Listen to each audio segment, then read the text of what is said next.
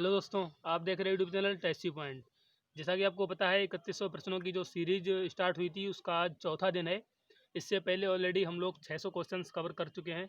आज के इस वीडियो में गन्ने की खेती, सूरजमुखी खेती, तंबाकू की खेती, मूंगफली की खेती के साथ साथ हम लोग सॉइल साइंस, मृदा विज्ञान के भी क्वेश्चंस कवर करेंगे। तो चलते हैं, बिना टाइम वेस्ट किए स्टार्ट करते हैं। तो गन्ने की खेती में जो पहला पॉइंट है वो है वानस्पतिक नाम इसका सैकरम ऑफिसिनेरम। कुल ग्रैमनी है, घास कुल का पौधा है। इसे नोबल केन के भी नाम से जानते हैं और इसको डेवलप किया था टी.एस. वेंकटरमन ने। और जो बर्ड ये सैकरम है वो संस्कृत भाषा से लिया गया है, सैकरम। तो इसके मीन्स शर्करा होती है, शुगर होता है। इसकी जो उत्पादकता है गन्ने की वो तमिलनाडु राज्य की सबसे ज़्यादा है भारत में। पर हेक्टेयर जो प्रोडक्शन होता है, प्रोडक्टिविटी जो है ऑलरेडी वो तमिलनाडु की ज़्यादा है, क्योंकि जो गन्ना है वो गर्म जलवायु का पौधा है और गर्म जलवायु दक्षिण भारत में अच्छे से पाई जाती है। इसका क्रोमोसोम नंबर 80 है, 2n बराबर 80। बहुवर्षीय पौधा है। पुष्पक्रम है एरो। ये काफ़ी प्रचलित प्रश्न है इसका, गन्ने की फसल से एरो। और एरो के निकलने की जो प्रोसेस होती है उसे एरोइंग कहते हैं। और साथ में देख लेते हैं, नेक्स्ट पॉइंट है गन्ना CH4 पौधा है, इंटरमीडिएट शॉर्ट डे प्लांट है। और इसकी 3 कल्टीवेटेड स्पीसीज हैं और 2 वाइल्ड स्पीसीज हैं। 3 कल्टीवेटेड हैं और 2 वाइल्ड स्पीसीज हैं। तो देखते हैं उगाने वाली जो जातियाँ हैं कल्टीवेटेड कौन कौन सी हैं। पहली है सैकरम ऑफिसिनेरम, जिसकी हमने बात करी थी। इसे नोबल कैन के भी नाम से जानते हैं। नोबल कैन मोटी होती है और ये अधिक रस वाली होती है और इसमें रेशों की मात्रा काफ़ी कम रहती है और इसमें क्रोमोसोम नंबर 80 है। नेक्स्ट जो है second cultivated species saccharum barberi. इसे इंडियन कैन के नाम से जानते हैं और ये इसमें मीडियम सुक्रोज होता है। जो फाइबर का कंटेंट है वो ज़्यादा होता है, रेशे ज़्यादा मात्रा में पाए जाते हैं। और इसमें जो क्रोमोसोम है वो 82 से 124 तक होते हैं सैकरम बारबेरी में। अगला पॉइंट है, 2 कल्टीवेटेड स्पीसीज हो चुकी हैं, तीसरी कल्टीवेटेड स्पीसीज है सैकरम साइनेंस। इसे चाइनीज कैन के नाम से जानते हैं। इसमें सुक्रोज की मात्रा मीडियम होती है और फाइबर की रेशे जो होते हैं बहुत ज़्यादा होते हैं रेशे। क्रोमोसोम नंबर 118 है। तो ये तो तीनों थी कल्टीवेटेड स्पीसीज। कौन कौन सी थी? सैकरम ऑफिसिनेरम, सैकरम बारबेरी और सैकरम साइनेंस। अब बात करेंगे हम वाइल्ड स्पीसीज की। शुगर केन कौन सी वाइल्ड स्पीसीज हैं?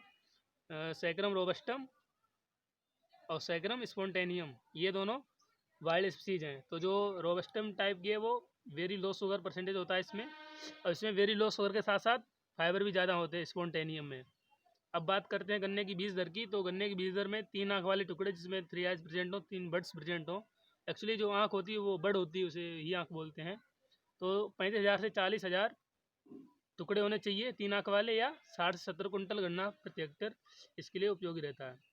अगला प्रश्न है, उपचार किससे करते हैं? तो गन्ने के लिए जो बहुत ही प्रसिद्ध रसायन है वो है एगलॉल और एरीटॉन। इनसे ही एगलाल से करते हैं, एरीटॉन से इनसे उपचारित करते हैं बीज को। फिर है, गन्ने में अधिक नाइट्रोजन देने से क्या प्रभाव पड़ता है? तो अगर गन्ने में हम नाइट्रोजन की मात्रा अधिक देते हैं तो सुक्रोज की मात्रा घट जाती है। अगला पॉइंट है, सिंचाई की सबसे प्रमुख क्रांतिक अवस्था है। तो फॉर्मेटिव स्टेज जो है वो most critical stage of sugar cane. Next, उत्तर भारत में प्रसिद्ध बोने की किस्म कौन सी है? सॉरी, किस्म नहीं, विधि पूछी गई है। तो बोने की जो विधि है वो फ्लैट बेड प्लांटिंग है, फ्लैट बेड। अगला प्रश्न है, गन्ने में परिपक्वता की उचित ब्रिक्स रीडिंग है। तो जो ब्रिक्स की रीडिंग होती है वो 16 से 18 होती है % TCS। अब बात करते हैं, गन्ने में अर्थिंग करते हैं। अर्थिंग में होता है कि उससे हम मिट्टी से जड़ों को सपोर्ट करते हैं जिससे जड़ें मजबूत रहें और उनका आधार अच्छा रहे। तो गन्ने में जो अर्थिंग करने का समय वो जून से जुलाई का है। और टाइंग जो है, टाइंग भी एक प्रोसेस है। टाइंग में क्या होता है कि गन्नों की लंबाई काफ़ी ज़्यादा हो जाती है तो उनकी पत्तियों से एक दूसरे को बांध देते हैं, जिससे क्या होता है कि उन्हें काफ़ी सहारा मिल जाता है और वो गिरते नहीं हैं। तो ये प्रोसेस हमें अगस्त में अपनानी चाहिए, अगस्त में इसकी टाइमिंग है। अगला पॉइंट है कि अधसाली गन्ने की प्लांटिंग करते हैं। तो जो गन्ना अधसाली होता है उसे हम जून से जुलाई में उसकी प्लांटिंग कर देते हैं। अगला है, ratooning is related to sugar cane. तो रेटूनिंग बहुत इंपॉर्टेंट प्रोसेस पूछी भी जाती है कि रेटूनिंग किससे रिलेटेड है, तो वो शुगर केन की क्रॉप से रिलेटेड है। अगला पॉइंट है, शरदकालीन गन्ना की बुआई कब करते हैं? जो गन्ना शरदकालीन होता है एक्चुअली उसकी जो बुआई है, सोइंग है, वो 15 सितंबर से 15 अक्टूबर करते हैं। बसंतकालीन गन्ने की फरवरी से मार्च। बुआई की विधियाँ कौन कौन सी हैं गन्ने में? तो है फ्लैट प्लांटिंग, जो फ्लैट बेड प्लांटिंग थी, और फरो मेथड और ट्रेंच मेथड। ये 3 मेथड जो है इसके सोइंग के लिए हैं। अगला पॉइंट है शरतकालीन गन्ना। अब इसमें उर्वरक की मात्रा दी गई है कि शरतकालीन गन्ने में 180 किलोग्राम नाइट्रोजन, बसंतकालीन गन्ने में 150 किलोग्राम नाइट्रोजन, और ये फास्फोरस पोटास की मात्रा सेम रहती है दोनों में। तो ये नाइट्रोजन चेंज हुआ है शरतकालीन में कितना है 180 और इसमें 150 kg, ये पर हेक्टेयर के अकॉर्डिंग है। साथ में NPK के साथ में हम लोग साथ में जो है जिंक सल्फेट भी देते हैं 20 से 25 किलोग्राम। अगला प्रश्न है, पॉइंट है, प्रमुख कीट कौन कौन से गन्ने में? तो पायरेला जो है वो गन्ने का प्रमुख कीट है, सफ़ेद मक्खी भी अन्य है। प्रमुख रोग है लाल सड़न, रेड रॉट। अगला पॉइंट है शुगर केन ब्रीडिंग इंस्टीट्यूट कहाँ स्टैब्लिश है? तो sugar cane breeding institute Coimbatore Tamil Nadu में स्टैब्लिश है। इसे संक्षेप में SBI के नाम से भी जानते हैं। अगला है Indian institute of sugar cane research, तो ये लखनऊ में स्टैब्लिश है, उत्तर प्रदेश के लखनऊ शहर में स्थित है। अगला प्रश्न है, गन्ने की मध्य तथा देर से तैयार होने वाली कौन कौन सी किस्में हैं? तो वो हैं कोसा 8432, कोसा 767, कोसा 9626। ये तीनों जो है गन्ने की मीडियम ड्यूरेशन और लेट ड्यूरेशन वाली वैरायटी हैं। और जो अगेती किस्में अर्ली ब्लाइड हैं वो अर्ली वैरायटी जो है वो कोसा 3436, 28230 आप देख पा रहे होंगे। और गन्ने की जो उपज है वो 700 से 800 कुंटल पर हेक्टेयर मिल जाती है। अगला पॉइंट है कि गन्ने में रस जो है 55 से 65%, गुड़ 12 से 13%, चीनी जो है 8.5 से 10.5%, और राब जो होता है वो 18 से 20% होता है। और गन्ने के तने छेदक के नियंत्रण के लिए प्रयुक्त परजीवी कौन सा है? तो वो है ट्राइकोग्रामा चिलोनिस। इसी के साथ हमारा जो है गन्ने की फसल समाप्त होती है। अब यहाँ से स्टार्ट होगी तंबाकू की खेती। तो देखते हैं तंबाकू के वानस्पतिक नाम निकोटियाना स्पीसीज। यहाँ पर स्पीसीज इसलिए दिया है क्योंकि इसकी काफ़ी स्पीसीज हैं, उनका आगे क्लासिफिकेशन मिलेगा। फैमिली सोलेनेसी है, ये आलू के ही कुल का पौधा है। भारतीय तंबाकू की तो अलग अलग जातियाँ हैं, तो कौन कौन सी हैं? निकोटियाना टेबेकम पहला मिल गया हमें। टेबेकम इसकी देख लेते हैं क्या स्पेसिफिक हैं, विशेषताएँ हैं। तो पौधे की लंबाई 150 से 200 250 सेंटीमीटर, बड़ी तथा सक्रिय पत्ती होती है। निकोटीन का परसेंटेज जो होता है 0.5 to 5.5%, ये ध्यान रखने वाली बात है। साथ में जो है हल्की मृदा में उगाई जाती है, लाइट सॉइल में, और इसका यूज स्मोकिंग और च्युइंग के पर्पज से होता है।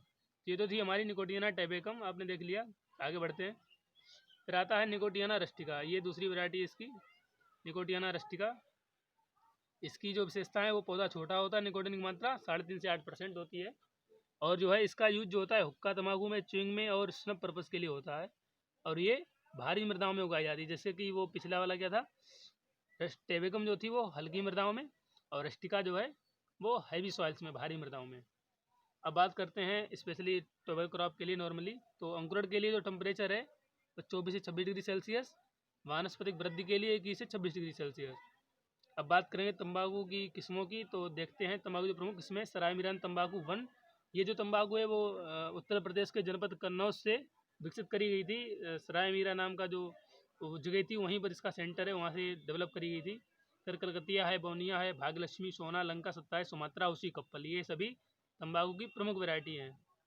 अगला प्रश्न है, 1 हेक्टेयर के लिए पौध प्राप्त करने के लिए जो है 100 से 120 ग्राम बीज पर्याप्त रहता है।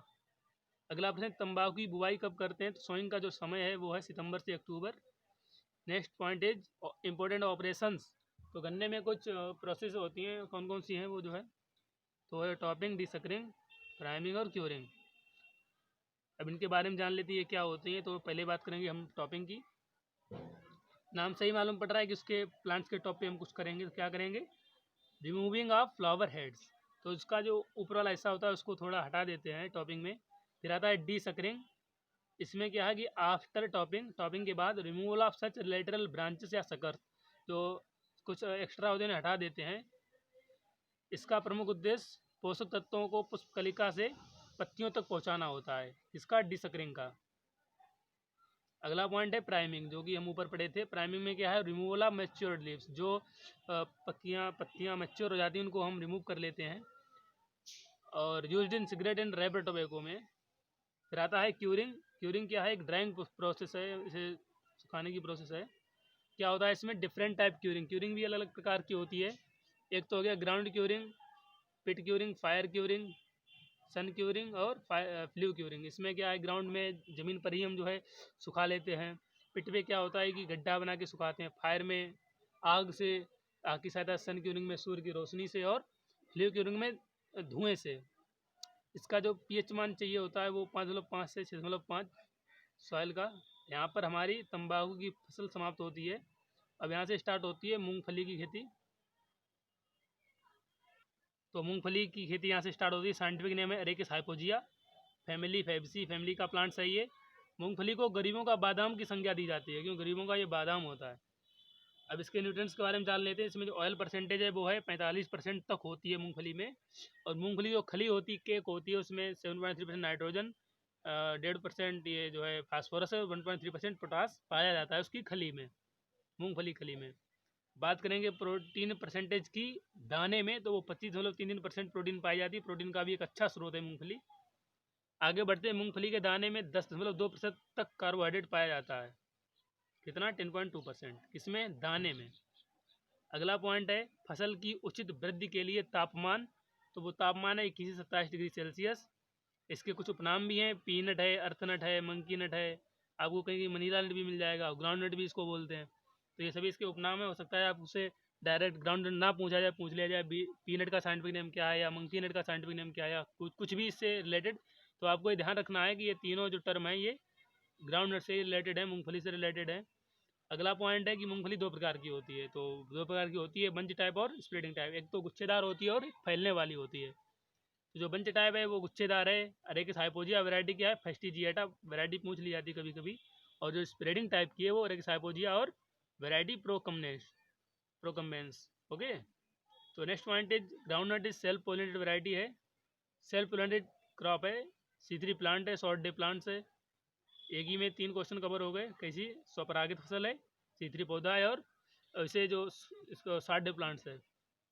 इसका जो फल है वो पॉड है, आपको नट भी लिखा मिल जाएगा। नेक्स्ट पॉइंट है सेलिंग परसेंटेज, जिसमें जो दाने का प्रतिशत होता है वो 70 से 72% होता है। अगला पॉइंट है मूंगफली की उत्तम प्रजातियां। तो उत्तम प्रजातियों में चित्रा, कौशल, चंद्रा, ज्योति प्रकाश, ये सभी मूंगफली की श्रेष्ठ वैरायटीज़ हैं। और इसमें कुछ डिवाइडेशन आ गया कि बंच टाइप में ज्योति है और स्प्रेडिंग टाइप में चंद्रा है। ठीक है। और मूंगफली का जो कड़वापन आपने अक्सर देखा होगा, ये क्यों होता है कि जब मूंगफली को स्टोर किया जाता है या कहीं भी, तो उसमें जो है नमी का परसेंटेज ज़्यादा रहता है, मॉइस्चर ज़्यादा रहता है, तो वहाँ पर क्या होता है कि यहाँ ये फंगल इन्फेक्शन हो जाता है। तो ये फ्लाटॉक्सिन की वजह से होता है कड़वापन। अगला पॉइंट है मूंगफली का उत्पत्ति स्थान है वो ब्राज़ील है। पत्तियों का पीलापन आयरन की कमी की वजह से हो जाता है। ओरिजिन प्लेस लगभग आपको सभी क्रॉप के पता होने चाहिए। नेक्स्ट पॉइंट है bud necrosis in groundnut due to thrips. तो बड निक्रोसिस जो उसकी कलिका होती है उसमें जो भी सड़न या जो भी बीमारी लग जाती हैं तो वो थ्रिप्स की वजह से होती हैं। और major pest of ground nut is white grub. आपको ये बताते हैं, जो भी आपके मित्र हैं, दोस्त हैं, यूपी की तैयारी करें स्टूडेंट्स, उनको ये वीडियो शेयर करिएगा जिससे कि वो इस सीरीज़ का लाभ उठा पाएँ। और हमारे चैनल टेसी पॉइंट को सब्सक्राइब करते रहिए, जिससे कि आपका सपोर्ट हमें मिलता रहे और हम अच्छे से अच्छा स्टडी मटेरियल आपको प्रोवाइड करते रहें। तो यहाँ पर मूंगफली खेती समाप्त होती हुई अब बात करेंगे सूरजमुखी खेती की, सनफ्लावर की। तो यहाँ से सूरजमुखी खेती स्टार्ट होती है। तो इसका पहला पॉइंट जो है वह वानस्पतिक नाम हेलेंथस एनुअस। तो ये इसका साइंटिफिक नेम है। फैमिली एस्ट्रेसी है। सूरजमुखी फैमिली काफ़ी बार पूछी भी गई है, तो उसको ध्यान रखना है आपको। अगला पॉइंट है सूरजमुखी में तेल का परसेंट है 40 से 45%। वो भी उच्च कोटि का तेल होता है इसमें, क्योंकि इसमें इसके तेल में लिनोलिक एसिड की मात्रा अच्छी होती है, लगभग 71% तक पाया जाता है, जो कि जो उच्च रक्तचाप और हृदय रोगी जो हैं उनके लिए बहुत श्रेष्ठ होता है, क्योंकि ये धमनियों में जो कोलेस्ट्रॉल होता है उसको सफाई करने का काम करता है। कौन करता है? ये लिनोलिक एसिड जो है। और ये सूरजमुखी में अच्छा पाया जाता है। तो इसीलिए जो जिनका उच्च रक्तचाप हृदय रोगी होते हैं उन्हें सूरजमुखी का तेल सजेस्ट किया जाता है। अगला पॉइंट है विटामिन A, D, E का अच्छा स्रोत भी है।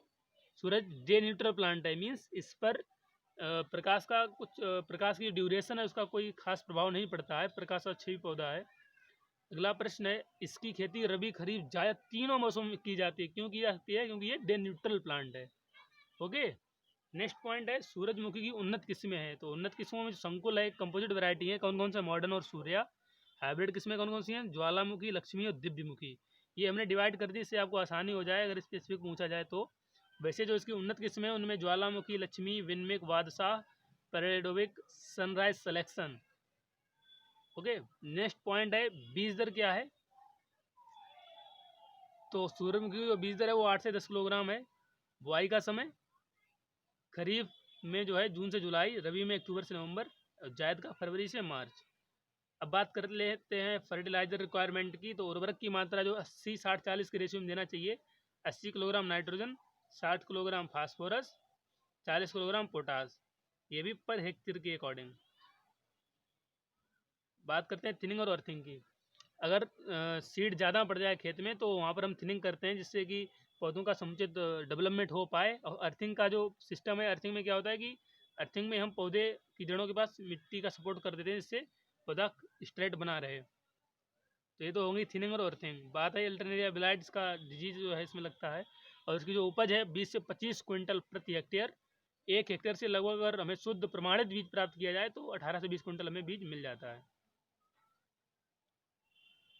तो ये तो थी सूरजमुखी खेती। तो यहाँ पर सूरजमुखी खेती का एक पॉइंट और बचा है कि इसकी जो आइसोलेशन डिस्टेंस होती है, पृथक्करण दूरी, जो कि हम शुद्ध बीज प्राप्त करने के लिए करते हैं। तो दूसरे जो फसलें होती हैं दूसरे, तो उनसे जो दूरी है 500 मीटर की होनी चाहिए आइसोलेशन डिस्टेंस, जिससे हमें शुद्ध बीज प्राप्त हो पाए।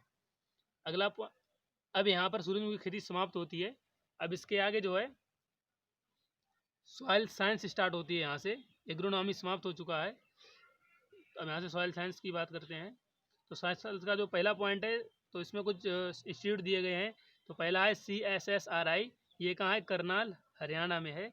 और इसका जो पूरा नाम है वो है central soil salinity research institute. कहाँ है? करनाल, हरियाणा में है। तो ये था central soil salinity research institute, ये कहाँ है? करनाल, हरियाणा में है। अब बात करेंगे CSWCRTI, ये है central soils and water conservation research institute, Dehradun में है। NBBSLUP, national bureau of soil survey and land use planning, ये नागपुर, महाराष्ट्र में है। अब बात करते हैं, तो हो गए हमारे कुछ इंस्टीट्यूट हो गए। अब बात करेंगे सॉइल साइंस की। तो the word soil from Latin word, जो सॉइल शब्द है वो सोलम शब्द से लिया गया है। किस भाषा की? लैटिन भाषा से, जिसका मतलब क्या होता है? फ्लोर, फर्श होता है। अगला पॉइंट है pedology and edaphology is a branch of soil science. तो सॉइल साइंस की कौन कौन ब्रांचेस में डिवाइड है? सॉइल साइंस पेडोलॉजी और एडेफोलॉजी में डिवाइड है। एक से अधिक खनिज पदार्थों से बनी ठोस पिंड को क्या कहते हैं? चट्टान कहते हैं। एक से अधिक चट्टानें कितनी प्रकार की होती हैं? 3 प्रकार की। आग्नेय, परत या रूपांतरित, इग्नियस, सेडिमेंटरी, मेटामॉर्फिक, जो हैं ये चट्टानें होती हैं। स्थल मंडल का भाग 95% आग्नेय चट्टानों से बना होता है। आग्नेय चट्टानों के उदाहरण जो हैं granite, pitchstone, basalt, gabbro, diorite, ये सभी आग्नेय चट्टानों के उदाहरण हैं। अवसादी चट्टानों के उदाहरणों में जिप्सम, स्लेट और डोलोमाइट है। अब बात करेंगे रूपांतरित चट्टानों के उदाहरण की। तो इसमें रूपांतरित मीन्स होता है ये मॉडिफाई हुई हैं दूसरी चट्टानों से। तो ये तो रूपांतरित चट्टानें हैं, और ये इनकी मूल चट्टानें जहाँ से इनका रूपांतरण हुआ है। तो देख लेते हैं कौन कौन सी चट्टानें हैं। तो जो क्वार्टजाइट है वो सैंडस्टोन से मॉडिफाई हुई है। स्लेट जो है सेल से, मार्बल जो है लाइमस्टोन से, चूना पत्थर इसको बोलते हैं हिंदी में, और कोल जो है वो पीट से मॉडिफाई हुआ है। तो ये हमारी चारों कैसी थी? रूपांतरित चट्टानें थी। आगे बढ़ते हैं। नेक्स्ट पॉइंट जो है और भी इसमें दी गई हैं। जो शिस्ट है वो माइका से, और ग्नेस जो है वो ग्नीस जो है ग्रेनाइट से। अब बात करेंगे खनिजों की। तो चट्टानों के विघटन से निर्माण खनिज का होता है। तो ये दिया गया था यहाँ पर। मृदा शब्द की उत्पत्ति लैटिन भाषा के सोलम शब्द से, जिसका हम पहले बता चुके हैं। अब बात करते हैं, अब यहाँ पर सॉइल साइंस की डेफिनेशन दी गई। सॉइल इज द, सॉइल जो है is the that material which nourishes supports our crops, जो हमारी फसलों को सहारा देती है और उन्हें न्यूट्रिशन प्रदान करती है, उस चीज़ को हम क्या बोलेंगे? सॉइल बोलेंगे।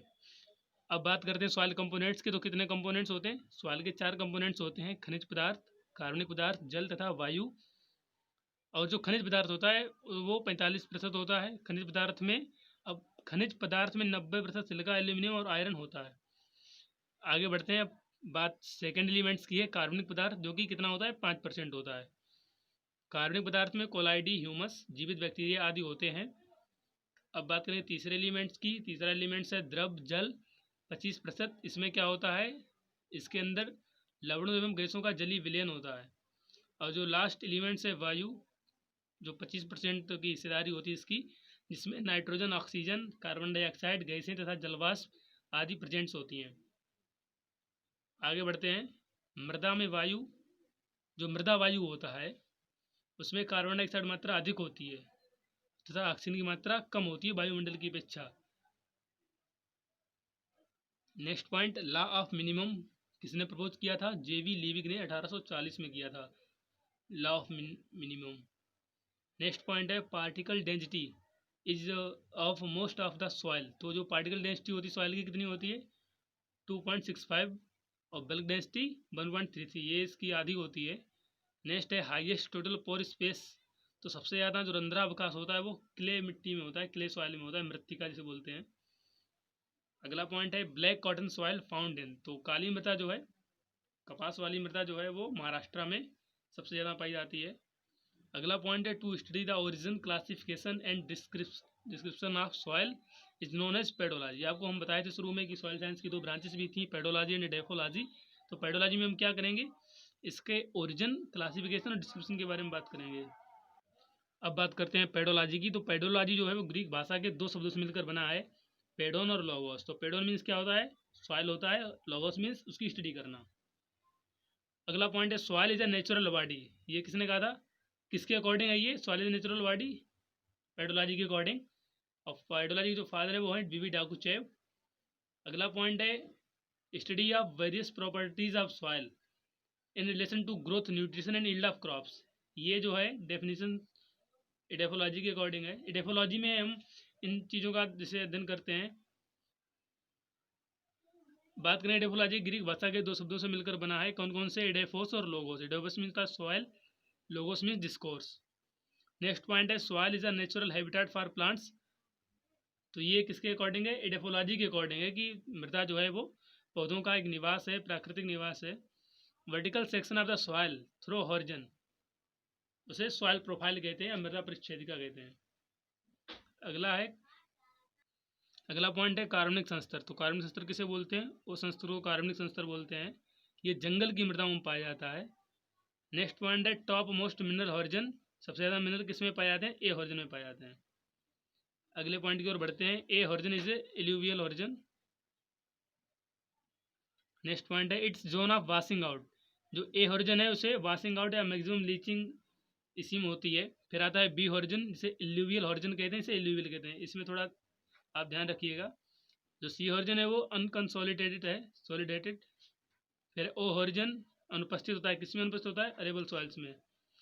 जिन मृदाओं में कल्टीवेशन होता है तो उन मृदाओं में ओ हॉरिजन नहीं होता है, क्योंकि ये उन कल्टीवेशन जो भी प्रोसेस होती है उनमें मिट जाता है, इसलिए जंगल की मृदाओं में पाया जाता है। नेक्स्ट पॉइंट है, डायमीटर ऑफ क्ले पार्टिकल्स। जो क्ले मृदा होती है उसका जो व्यास होता है, बहुत बार पूछा गया, तो लेस देन 0.002 mm। यहाँ पर mm दिया है तो 2 जीरो है, हो सकता है इसकी वैल्यू चेंज करके भी दे सकते हैं, सेंटीमीटर में पूछ सकते हैं, तो आप ध्यान रखिएगा इस चीज़ का। अगला क्वेश्चन है, first manufactured fertiliser in India कौन सी है? SSP है, first manufactured fertiliser. Next point, rajma is not fix nitrogen from atmosphere. तो राजमा जबकि एक पल्स क्रॉप है, फिर भी ये नाइट्रोजन जो वातावरणीय नाइट्रोजन होती है, एटमॉस्फेरिक नाइट्रोजन होती है, वो उसे फिक्स नहीं करता है, जबकि सारी जो दालें होती हैं वो करती हैं, पल्सेस करती हैं।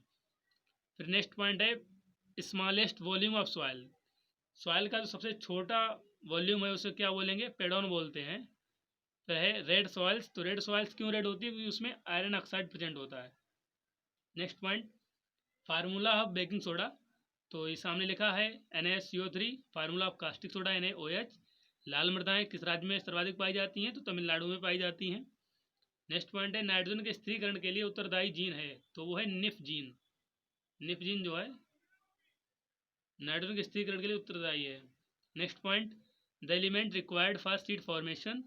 तो वो है फास्फोरस, बीज के निर्माण के लिए जो सबसे इंपॉर्टेंट होता है। फिर बात आती है एक्टिनोमाइसीटीज की सर्वाधिक पॉपुलेशन किन सॉइल्स में प्रेजेंट होती है? एक्टिनोमाइसीटीज की। तो एक्टिनोमाइसीटी की सबसे ज़्यादा जो पॉपुलेशन है वो एल्कलाइन सॉइल्स में प्रेजेंट होती है। अब बात करेंगे उत्तर प्रदेश की मृदाओं की। उत्तर प्रदेश राज्य में कौन कौन सी मृदाएँ पाई जाती हैं? तो भावर मृदाएँ, तराई, जलोढ़, विंध्य क्षेत्र की और बुंदेलखंडी मृदाएँ पाई जाती हैं। अब यहाँ पर कुछ क्लासिफिकेशन दिया गया है अलग अलग सॉइल्स का। जैसे लबड़ी मृदाओं की बात करेंगे तो इसमें विनिमय सोडियम 15% से कम होगा और pH 8 से 8.5 से कम होगा। तो ये तो हो गई इसकी बात। अब बढ़ते हैं आगे। वो लबड़ी मृदाएँ थी, ये है लबड़ी क्षारीय मृदाएँ। तो लबड़ी क्षारीय मृदाएँ जो है उनमें विनिमय सोडियम 15% से अधिक और pH 8.5 से अधिक। और जो क्षारीय मृदाएँ होंगी उनका विनिमय सोडियम 15% से अधिक और pH 8.5 से 10 के बीच होगा, तक होगा। नेक्स्ट पॉइंट है प्राथमिक खनिज। के एग्जाम्पल्स कुछ दिए। तो प्राथमिक खनिज कौन कौन से हैं? क्वार्ट्ज। अब बात करते हैं द्वितीयक खनिज की। द्वितीयक खनिज में डोलोमाइट, कैल्साइट और जिप्सम है। नेक्स्ट पॉइंट है क्ले खनिज। खनिज 3 टाइप से ही होते हैं, प्राथमिक, द्वितीयक और क्ले। तो प्राथमिक खनिजों पर रासायनिक अपक्षय होता है, तो उसके बाद क्ले खनिज बनते हैं, जिनके एग्जाम्पल मोंटमोरिलोनाइट, इलाइट और केओलाइनाइट है। अगला पॉइंट, लवड़ी मृदाओं में विद्युत चालकता जो है 4 से अधिक होती है। लवड़ी क्षारीय मृदाओं में भी 4 से अधिक होती है, इसमें 4 से कम होती है। किसमें? क्षारीय मृदाओं में। अगला पॉइंट है लवण सहिष्णु फसलें। तो लवण सहिष्णु फसलें में कौन कौन से? जौ और कपास, ये लवण सहिष्णु फसलें हैं। चालन संस्तर किस संस्तर को जानते हैं? ए संस्तर से। और उत्तर लास्ट पॉइंट है, उत्तर प्रदेश में सर्वाधिक मात्रा में पाई जाने वाली मृदा जो है वो है जलोढ़ मृदा है, एल्यूवियल सॉइल है। तो हमसे जुड़ने के लिए धन्यवाद। इस चैनल को लाइक करें, शेयर करें, सब्सक्राइब करें और इस वीडियो की सीरीज को शेयर करें, जिससे कि आप कि जो भी साथी मित्र स्टूडेंट्स यूपीकेट की प्रिपरेशन कर रहे हैं उन्हें इस सीरीज़ का ज़्यादा से ज़्यादा लाभ मिल पाए। तो जुड़ने के लिए फिर से धन्यवाद। जय हिंद, जय भारत।